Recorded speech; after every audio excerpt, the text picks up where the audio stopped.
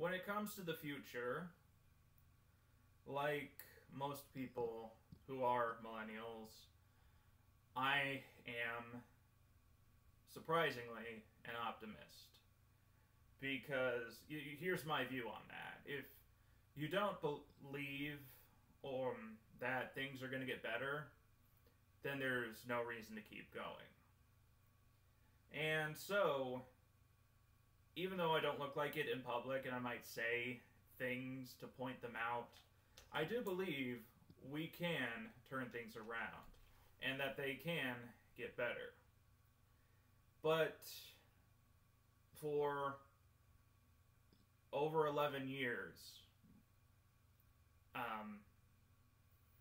that's not been the case. So the media's been saying things like, well, since Trump was elected, there's been this frothy, ravenous... No, he did not do that on his own. He took advantage of what was already there and gave legitimacy where it doesn't belong. And now, despite him being out of office and really no one around me is talking about him anymore, and I'm certain that people up north are talking about him a lot less, there's still some post-Trump stress disorder going around, and people are taking that in complete opposite directions, because what else are you going to expect in a two-party society? So, here's the thing. You want to know how I feel about Trump? I gave him a shot for a month or two after he was inaugurated.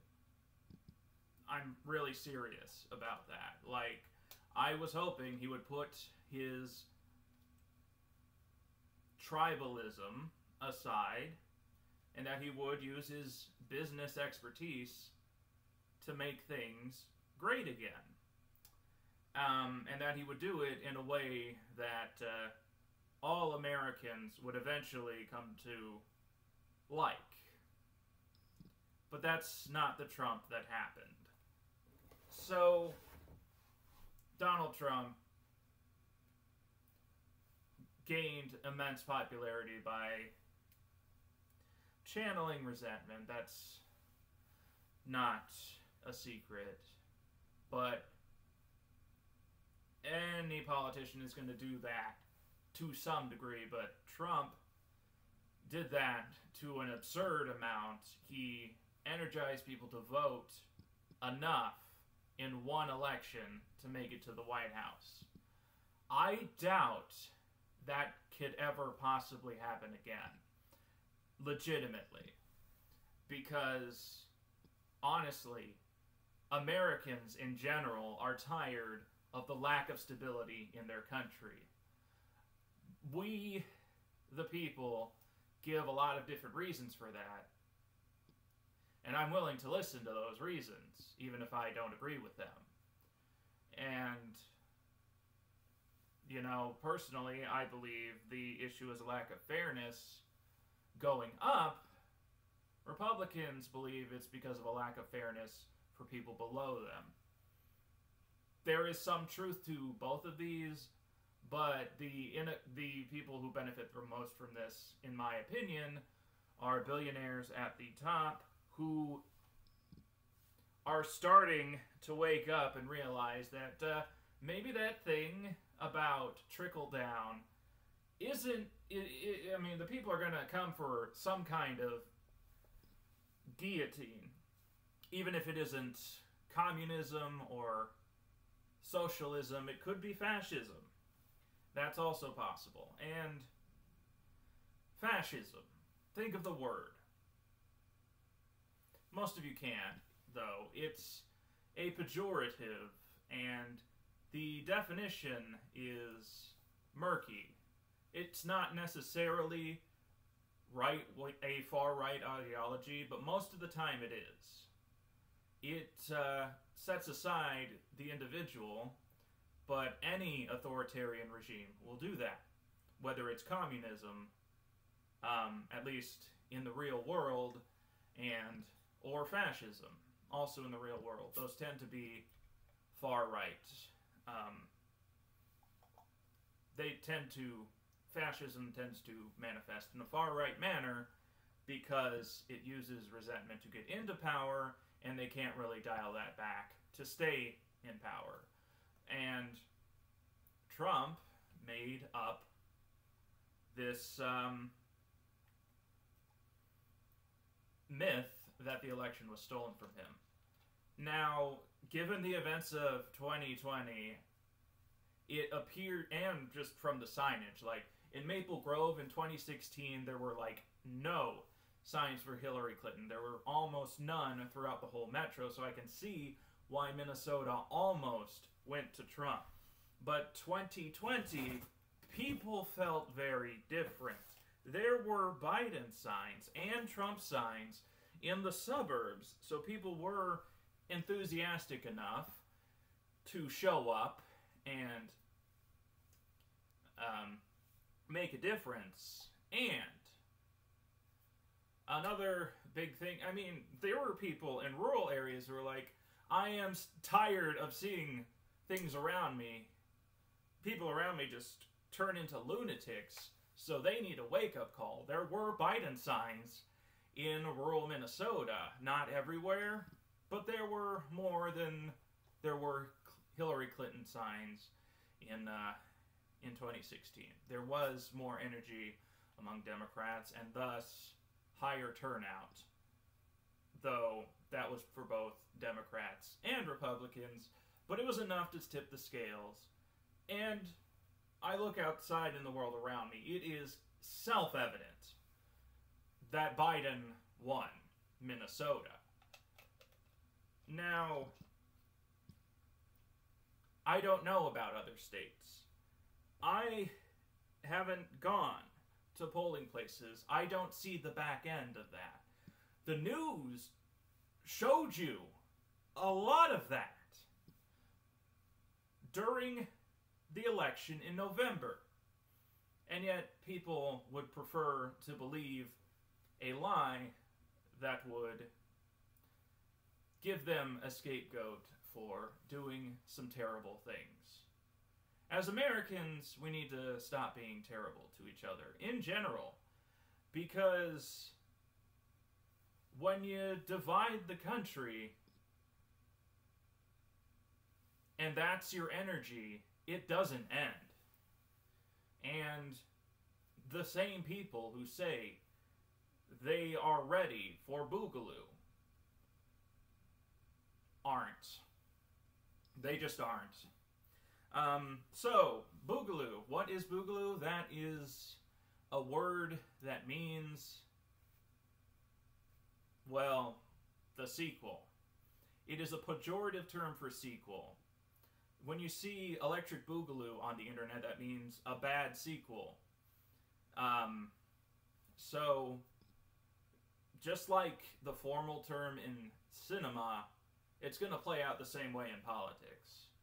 Now, I know the media wants to grab your attention into screen time, but I feel pretty safe making that call, that the people who want to start that kind of conflict are going to fail worse than last time. The first Civil War, there was a lot of confidence, but no experience and no thought from the North on how to practically squash the rebellion. They had more resources, they had more industry, they could make weapons and get weapons more quickly, stuff like that. But the North nearly lost because they weren't really united about something. They wanted to end slavery, and the South wanted to keep it, and they felt really strongly and sincerely about that, so because of that, the Confederates almost won, and we would have had two countries for a while, best case scenario. But this time around, things are fundamentally different. The Industrial Revolution isn't a thing of the future, take pride in, it's a thing of the past. Now, everything is about information. And in fact, you might know that political extremists and opportunists, especially on the far right, they need attention to survive. And all the platforms they're using, you have enough publicly available information to get a list and neutralize the threat just from the public information. But the back-end stuff is even more damning, which is why Trump is trying so hard not to give that to Congress. Nothing to hide, nothing to fear, Trump. Just give it.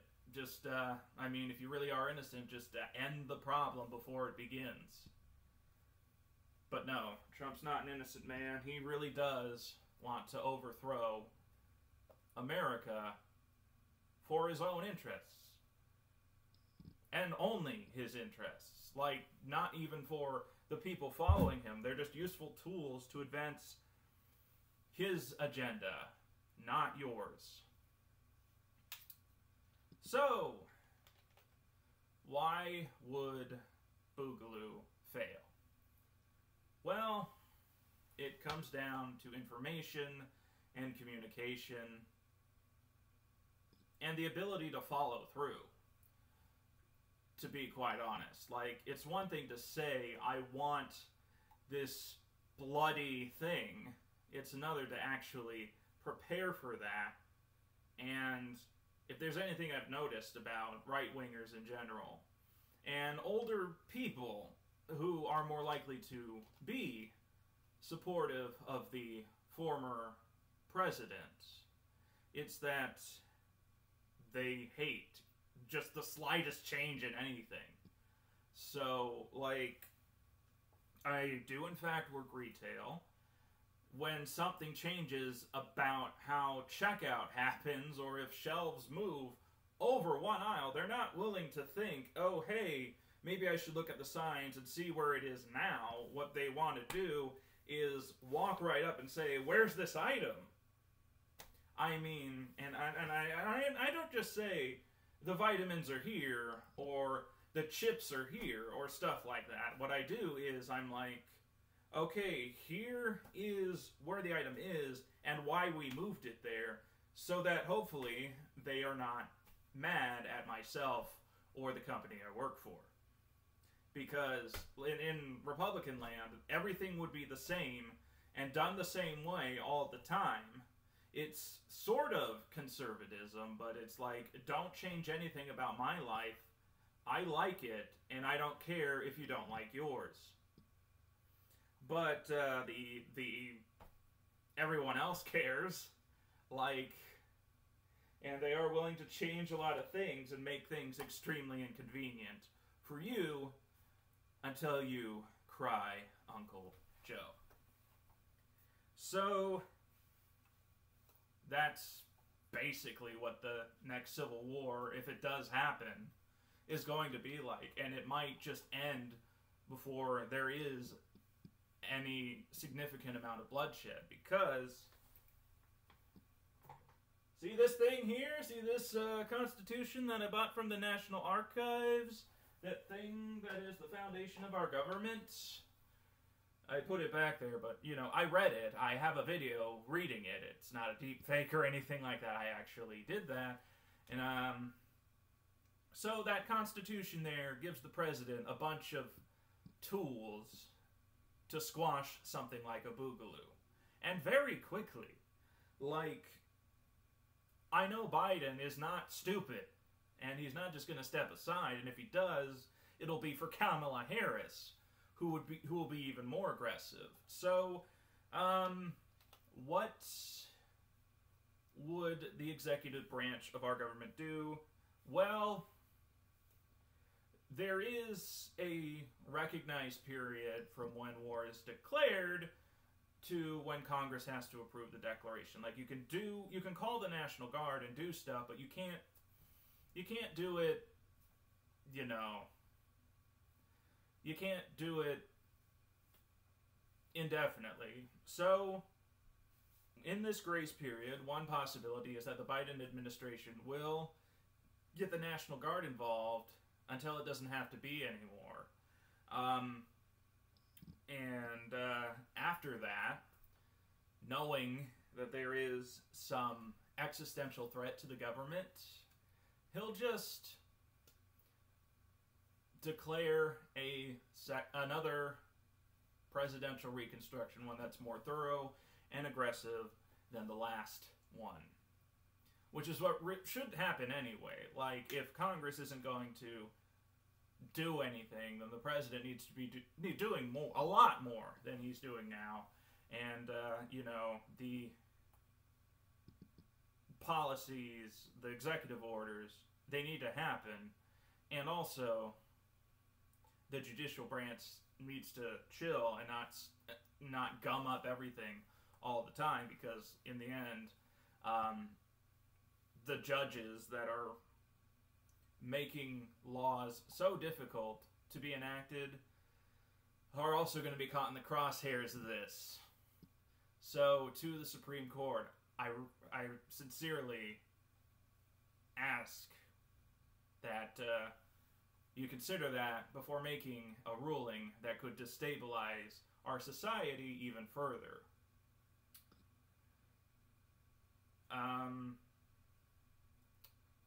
So, there's that aspect of it. Biden could also declare sanctions within the country. And if you thought shortages were bad now, and that it's really hard to find stuff, things are not on the shelf, it's taking more time to get things, and that's mostly the post office, and you have the ports and all that, and that Christmas this year is going to kind of be canceled. Well, it could be a lot worse. Trust me. Like, the people, the Republicans who are saying things like, well, in Russia, they also have shortages. Like, I do believe that a lot of them still think Russia is Soviet Russia. But, like, in communist Russia and Cuba, there's huge shortages. There's, like, in North Korea, you have stuff like that. People starving because there's not enough being produced, because people don't really have enough incentive to do that unless some authoritarian dictator gets the country to barely scrape by. But if Biden declared sanctions on Florida, the South, things like that, a lot of companies are going to get really mad, but not too mad, because the American government is... Let me put it this way. A lot of people think the government and the economy are separate entities. They're not. The government is the final say in who gets what, when, and how. And if it's dysfunctional, then the allocation of resources are going to get dysfunctional. Biden could sanction states within the country. He could delay or refuse aid in disasters, which is an idea he's already flirting with. Biden could make America's stores more empty or less full. Like, they could just be empty for months on end, because he can mess with trade between state lines if a formal act of war is declared, and if a sort of secession is recognized, to get it to pass through Congress. A lot of these Boogaloo beatniks don't really get the whole siege and how it would make these far-right snowflakes really mad really fast. They would not take the war that they wanted. They're not going to follow through. It's just too much of a hassle, too great of an inconvenience for something like that in today's society, where Karens expect minimum wage employees to treat them like queens. you got to be real about stuff like that. You can't just say you want something. Ever. You also have to think how to get it and where that might lead. That's part of being an adult. You got to understand the risks you're taking, and you need to know what could happen if you lose. And that's even more likely now than it was in the 1860s. If Boogaloo fails, the military authority will not be seen the same way it used to be. And the Reconstruction period will be very nasty. There will be the follow-through that was needed after the first Civil War, and then some. A lot of people can rightfully expect at that point to lose a lot of freedom, possibly forever. And there won't be any way to stop it. The Constitution, this thing, has a prescribed remedy for traitors, and it's death. And I know that Republicans like to say that their enemies are the ones that are betraying the country. But if you lose a war and you're on the receiving end of that, nothing's going to stop the purge and punishment. I mean, Democrats tried to, and everyone else who is not a Republican, have tried not to stir the pot, but the empathy required for that is beginning to run dry. If this Boogaloo conflict happens, you really do have to consider just how angry the silent majority is at the apparently loud minority. And with the data that we can get easily on far-right agitators and understanding, we have a lot of people studying the psychology of Trump voters, and we basically get what's going on. Trump is like a drug. Like, the pride and confidence he gives them feels great, but it's impossible to follow through on in practice. I love you, and I think that you are special in that way, but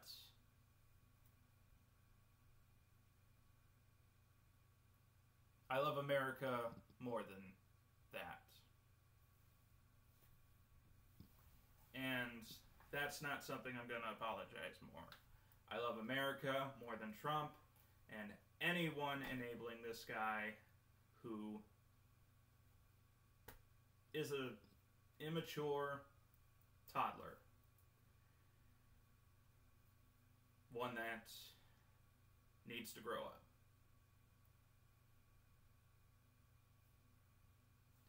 So that is the Minnesota, and quite frankly, national perspective on why Boogaloo will fail. I understand the emotion and desire and energy to want to do that, but you can't really take it. Like, I know there are people who say, well, we have former veterans. Well, there are lots of current veterans and potential veterans that would be more than happy to turn the lights off on this electric Boogaloo nightmare. That's it for today. Thanks for watching, and I look forward to seeing you in the next video.